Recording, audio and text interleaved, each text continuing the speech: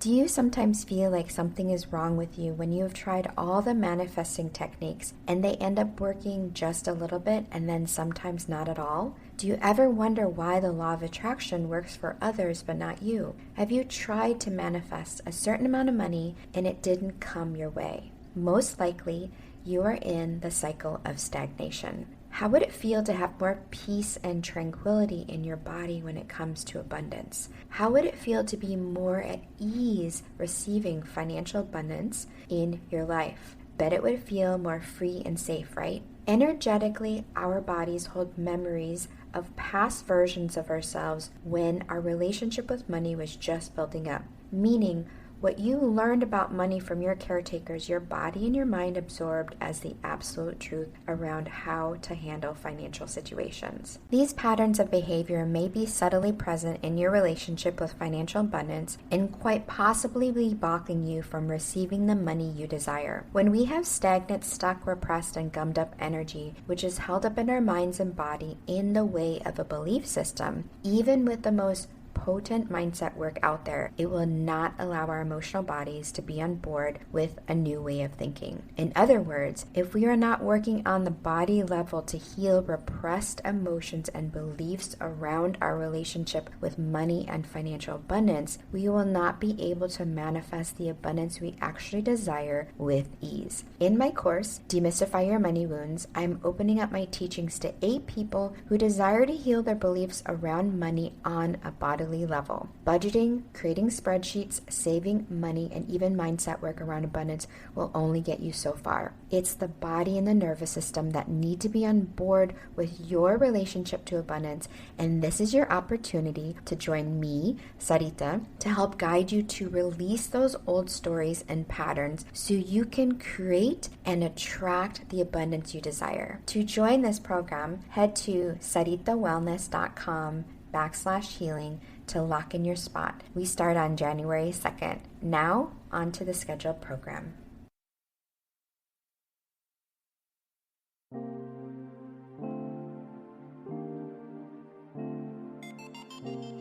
Hey there, I'm Sarita, and you're about to experience the modern approach to well-being where you get to establish the best and most important relationship you will ever have, the one with yourself. I'm on a mission to help you declutter energy and reclaim your power so you can be a magnet to what you desire. If you're looking for the optimal blend of mindset and healing, you're in the right place. My goal in this podcast is to share tools, resources, and practices that will help you along your healing journey. I'm so excited to be here with you today, so welcome to Back to Here with Sarita. Let's get started. Hello, amazing you, and welcome back to another episode of Back to Here with Sarita podcast for my final episode of the year. Have you felt like this year's went by in a blink? Because it sure has for me. I remember this time last year, I was dropping bonus episodes gearing up for my podcast launch in January, and here I am, 50 some weeks later, with a whole year of experiencing podcasting. And it's been an amazing year, needless to say. And I have just shed so much. There have been some monumental moments and monumental growth for me. And so many parts of it were like painful and agonizing and really quite annoying. But as we know, that coming from someone who loves personal growth and healing, I also look back at it as ways in which I was put in situations to grow. So for anyone that does not reflect on your year via lessons learned and growth, I definitely and highly suggest that you do that because transformation can happen at such a small speed and you don't even realize it. So I was trying to figure out how to set up this last episode because this is like very monumental as it's not only my last episode of 2023, but also marks pretty much like 1 year when I first started the podcast. And so to be honest with you, as I was looking back at 2023, I experienced so much. So what I decided to do is the best way is to share lessons that I learned in 2023. And I've been able to boil them down into 10 different lessons that I learned this year. So before I jump into the lessons, I wanted to share with you how I actually came up and figured out The lessons, kind of to share with you my process and getting and extracting these lessons. So we're really lucky to live in a modern day society that it's really simple for us to recount our past through our phone just by pictures, social media posts, text messages, emails, all that. So we have this privilege of documentation, which is amazing. And so besides looking at my phone, I kind of went above and beyond the average and actually keep a list on my phone of transformation and monumental moments that have occurred to me, whether it be breakthroughs or manifesting something that I desired. So that way, when I go back and review my year, I not only have pictures and social media posts, I also have a list of things that I have done or completed or have had monumental moments. And I love, love, love documenting my progress. And I think as someone who has a science background, I understand the importance of seeing where you have been in order to know where you are now, in order to get clear on where you are going.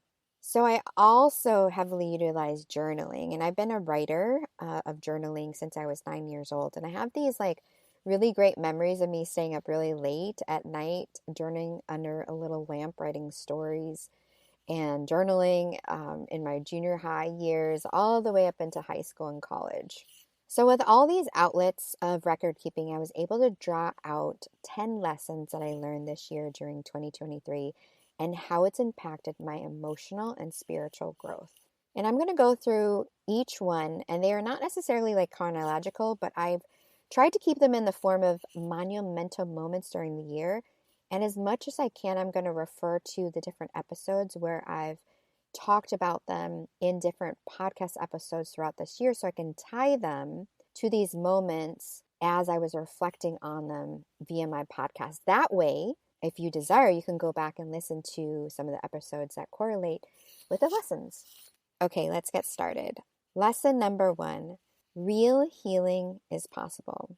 I think people still see healing as this thing can be done on like a yoga mat or an ayahuasca retreat or big transformational moments, yet healing is actually done in the everyday mundane hours of getting up out of bed and going through your day. And honestly, I believe that healing is the most challenging because it's tied with the pain and reality that's right in front of you. Like instead of going to an ayahuasca retreat or doing something outside of your everyday. And healing doesn't need to be in these monumental moments at all. Actually, it can be in these super small breathing moments that nobody catches and no one's paying attention to and no one's like seeing. And so the interesting thing about this year, 2023, is if you add up all the numbers of 2023, it actually equates the number 7. And 7 is actually a very spiritual number that symbolizes inner growth and advancement. I find it most humorous that when I add up the numbers of my age, 4, 3, it equals 7 as well. So needless to say, for me, this year was all about expansion, spiritual, personal growth, and healing, which is why I intended or chose the word expansion in January when I first launched my podcast and the word that I wanted to embody for this year, 2023. And you'll find that in episode 2, the best New Year's practice. Okay, lesson number 2, consistency is key. I've actually known this lesson for a while, being a tennis player my whole life and also discovering golf about 10 years ago. And it was something that I utilized quite often. And as you become more consistent, you become more confident. And for me, this transcended sports now, actually, because I utilize this in like junior high and high school and college. But now it means something different. And I see how it showed up in my business, my healthy eating habits, my communication, like every part of my life. What I'm most thinking about when it comes to consistency is this very podcast. So if we think about consistency, it's a intention and a decision. And when you decide to be consistent, you commit to it regardless of what occurs. And yes, life happens, but it's also about getting back on track and coming back to consistency. The thought of creating a podcast was really exciting to me. And also I knew that it would take a lot of effort. And I learned that 80% of podcasts actually fail and don't get past episode 10. So I knew for me, in order to beat the odds that were stacked against me, I needed to be consistent. So I took my consistency into the other areas of my life, especially when it came to my health and well-being. I had to train myself to be consistent with self-care practices, healthy eating, workouts, meditation, breathwork, all the things you name. A little question you can ask yourself for the word consistency: where in your life can you be more consistent? Okay, lesson 3. I know my heart better than anyone. So this particular lesson is really personal to me, as I have had a year of heartbreak, and I'm not just talking about romance. I am talking more about realizing certain things about myself. And when the year commenced, I didn't really have a large intention to get back into dating and romance, yet I decided that it was one of those things or avenues that I learned a lot about myself. And I speak about this heavily in episode 16. I got to know myself through dating and rekindling romances from the past, and I got to know my heart more and more of what it actually needs. One of my biggest takeaways for this year is I realized how much of a sensitive soul I am. Really crave someone who is gentle, understanding, and supportive. And there were moments in this year when I was triggered and it faltered my belief in people. But then again, it was because of those experiences, these triggers were reflected to me on what I needed and got to work on when it came to self-care. My heart broke when I decided to end a friendship this year that lasted on and off for about 10 plus years, after I realized this person had little to no self-love and was acting out of a wounded place that in fact was really, really hurting me a lot. I realized that my heart really wanted just to give and receive love, but I also realized that the best and most important thing that you can do is give yourself the love and myself the love that I desperately wanted. And if there is anything that teaches you more about your heart, it's love and relationships. And I'm truly grateful that I had these experiences here to help me get more clear on what it is my heart truly desires. Okay, lesson number 4. Being aware of patterns is liberating. So this is really closely tied to number 3, as it was through the avenues of relationships that actually got me to see the patterns of behaviors that were coming up for me. And for me, the one thing that I can think of heavily is being a people pleaser to obtain validation. Let me break this down for you. I realized that through my relationships and quite frankly showing up in my business as well, that I sought out to be a more perfect version of myself, or I should say a more conformed version of myself, where the other person, I was doing this intentionally or unintentionally, I should say, but I would do things in order to get the person to notice me, love me, care for me, and acknowledge me. And I was doing this by acting in accordance to what they desired for me to be versus me just being and acting like myself. And believe it or not, this behavior was something I picked up way back when I was tiny to receive love and attention from my mother. And I didn't even realize until this year that it was heavily playing out in my relationships as well. So once I realized this is the person that I have been or whom I have been in order to seek and obtain attention, that is when I acknowledged it and dropped it. And that was what was so liberating, dropping that old identity that was no longer serving me. Lesson number 5.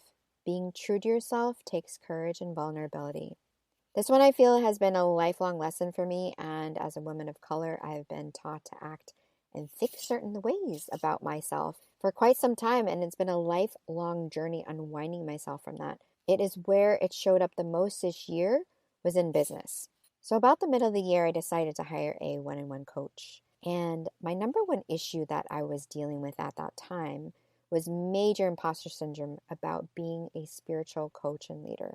The story that was in my head over and over again was, who wants to listen to me when it comes to leaning into spirituality, healing, manifestation, etc.? Because there's so many coaches, influencers, people online that are already talking about this and doing way better, and they're living lives way better than me. But the funny thing is, those exact things, spirituality, manifestation, all that stuff, secretly would slip into conversations when I was talking with friends, other entrepreneurs, and I absolutely loved talking about it. And I loved studying it, and being with spirituality, healing, and manifesting was like the thing that lit me up. And it was through working with a coach that helped me bring out my imposter syndrome and allowed me to lean more heavily into trusting and knowing that this was meant for me to speak about, because it lit me up so much. I was in my authentic truth and I was in my authenticity.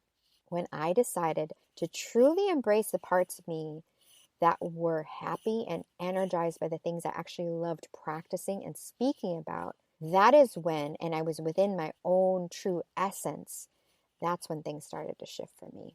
Lesson number 6, our money wounds mirror our love wounds.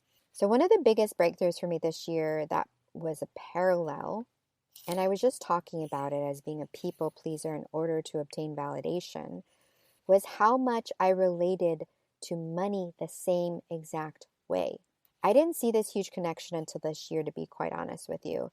And even though I have been on a money healing journey now for the last 3 years, I saw how much of the large money transactions I did this year involved some form of guilt, shame, and seeking validation and not honoring my worth and my value.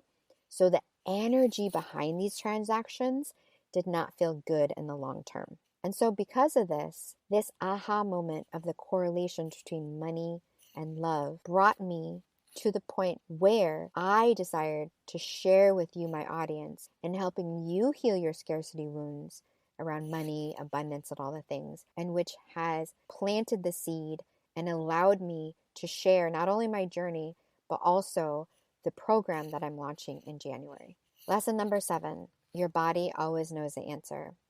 So I've been a huge supporter of meditation and yoga, but when I discovered breathwork about 2 years ago, this healing modality has been a huge game changer for me. And it really introduced me to a whole nother level of embodiment practices along with learning about the nervous system. So it was around March of this year, I had an instance that triggered me to the point of a freeze response. And so I was unable to move forward in that situation for a moment. And it actually had to do with sex and sexuality. After getting out of the situation, I journaled about it and realized there was a lot more there around my sexuality and not honoring my body in moments when it came to intimacy. In that moment, I decided to hire a sex and intimacy coach and start therapy. And within a very short period of time, I was discussing my past experiences on how I was not honoring my body when it came to my nose. And I realized that I had never really gotten quite clear on what my yes felt like either. And it was through my coaching that I was able to clearly define my yes and my no, and that my body was signaling to me. And it wasn't just in the bedroom, and it was in life. Through being honest with myself on what actually felt good to proceed with and didn't feel good to proceed with, is what I was able to develop a stronger bond with myself and my body. Our body definitely knows best. Lesson number 8, never look outside yourself for validation. So this lesson really covers the last 4 points that I've been trying to make about my heart, being yourself, the patterns, and honoring your body.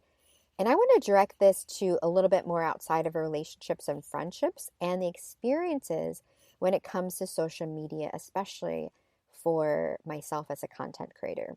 I found that utilizing social media in the past to showcase myself from the standpoint of look at me, look at what I'm doing, versus utilizing it as a way to share experiences, connecting, and educating. Believe it or not, that energy is felt from those that are seeing your post. I didn't realize energetically those things can be transmuted into the audience. When it comes from the standpoint of sharing content for engagement purposes, it goes up. And when it comes from the energy and perspective of wanting to show off, my engagement goes down. I've even noticed this in conversations with people. It has been said that the loudest person in the room actually has the most to prove. And in fact, I found that from my own personal experience sometimes when I've entered a party or gathering before reconfirming my worth. I would navigate and try to show off or get attention, and it just wasn't from the right energy. Don't get me wrong, attention is great and also feels really nice for the ego, but it's also important to remember that the validation and love you seek is not from your partner, your child, your job, the gym, your audience, or social media. It comes directly from you. Lesson number 9, I am source and I can powerfully create my reality. I have known this statement in theory for a long time, but it wasn't until this year that it really landed for me when it came to connection and intimacy. So intimacy is one of those things that I've craved often, and I thought it was just a physical intimacy that I desired. But in reality, it was that I wanted depth in conversation and experience. My dating life with one particular man helped me discover how much depth I really desired in my life. And for a long time during this year, when I was actively seeing him over spring and summer, I thought it was him as a person who was bringing around this depth craving, when in fact he was just a mirror to what it is that I truly desired. And when he decided to part ways, I was feeling really, really abandoned, and I missed the depth of experience. And through some coaching, journaling, and breath work, I began to enlighten myself that it was in fact me who had created the experience, not him. That I am source, and I can create and I can attract whatever it is that I desire. So instead of looking for a partner for depth, I decided to connect with friends I already knew in my life to create more emotional intimacy with them. And I was blown away with the experience that I was experiencing, that I was able to sit down and spend time with some friends that I've known for over a decade. And within 45 minutes, our conversation turned vulnerable. There were tears, and I had not experienced this with some of my closest friends. My aha moment was that, yes, it was me. I was able to cultivate those experiences because I wanted to feel that way. And I realized it had nothing to do with a guy. It had to do with me and where I was willing to go. Lesson number 10, trusting the process. I'm going to say if there's any lesson that I've been put here to experience in this human experience, it is all about trusting the process and being patient. And I'm an Aries, as some of you may know. I am strong-willed, and patience has never been my strong suit. I've been impetuous since I was a little thing, and time after time, I've been led back to patience and trust. This lesson stuck out to me big time this year because of everything that I've shared with you from 1 through 9. Leaning into courage of being myself, healing on deeper levels, shedding layers of past versions of myself, while trusting that these experiences were leading me to embrace newness and wholeness. And also that what I desired would come to me for the highest good for all. I had set my intentions in January for things that I desired to manifest, and adding a couple things along the way, like traveling, a new car, receiving money. And it was through trusting that these things would come into my reality and letting go of the outcome. TTP, trusting the process, can be a bit of a challenge for someone like myself who's tried to control her environment in order to avoid pain. But we all know now that pain is part of the growth and expansion experience. So, where in your life can you trust the process just a little bit more? Okay, my love, well, that concludes all my 10 lessons this year. I can see how so many of them are intercorrelated with each other, and perhaps I could have melted them down to less than 10, but it just felt like a good number to share with you. And I really hope you found this episode helpful and enlightening. Sometimes it just is really helpful to hear other people's lessons in order to amplify the things that are going on in your life and understand your life a little bit better. It has been a really, really hell of a year, and I'm looking forward to next year and some wonderful, amazing transitionings that are happening within my business, Sarita Wellness, and this podcast, Back to Here with Sarita. All the goodies will be delivered to you in bonus podcast episode dropping before the end of the year, because January is on its way, friends. So make sure to look out for that episode and click the subscribe button on the platform that you are listening to this podcast on. I'm so grateful that you've been here with me today as I've shared with you my journey and my lessons that I've learned in 2023. It has been so exciting to be with you for almost 52 weeks. And thank you so much for your support over the last year. This podcast would not be possible if you were not listening. So I just want to thank you so much from the bottom of my heart. And I cannot wait to see you next year. Have a wonderful, warm, happy, wonderful holidays. Take care of yourself. Enjoy, and don't forget to breathe. And in the meantime, keep being the amazing you that you are. See you next year. Hey love, thank you so much for tuning in to today's episode. If you adored what you heard, it would mean the world to me if you took a moment to leave a review on the platform you are listening to this episode on. By doing this, you are helping my mission to impact other women with their healing journeys. If you aren't already following me on social media, make sure to connect with me at Sarita Wellness to get your weekly dose of inspiration. I can't wait to be with you in the next episode, but in the meantime, keep being the amazing you that you are.